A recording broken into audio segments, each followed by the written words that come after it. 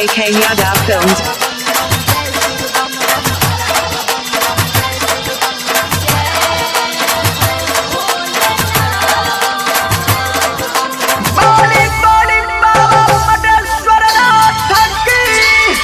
हम सावन में जेबे देब घर, हम सावन में जेबे देब घर जान बुलेट से।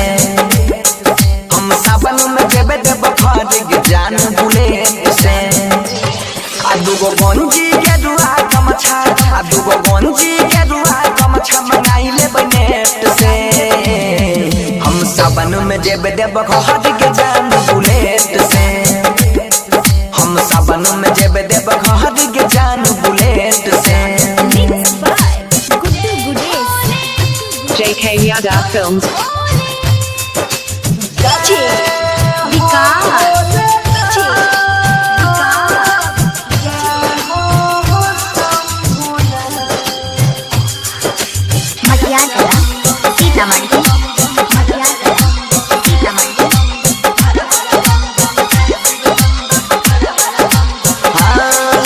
सुल्तानगंज में जाके पहले जल भरबैगे, मन ध्यान से बाबा के हम पूजा करबैगे।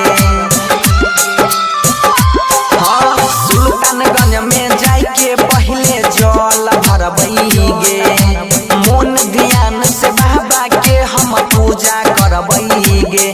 पीस लेबै भान धतूर भोले बाबा के खातिर, दुख सुख बतलैबै हम झुकाई के सिर।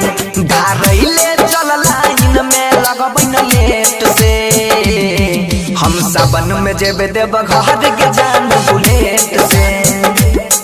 हम सावन में जेबे देब घर के जान बुलेट से।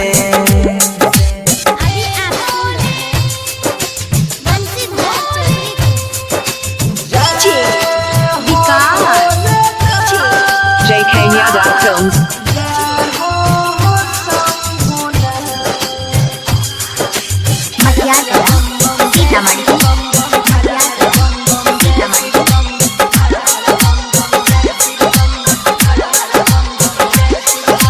पहिला सोमवारी के दिन में बहुते भीड़ होइ छै गे, पाबै छै दर्शन उहे जे करत कदीर होइ छै गे।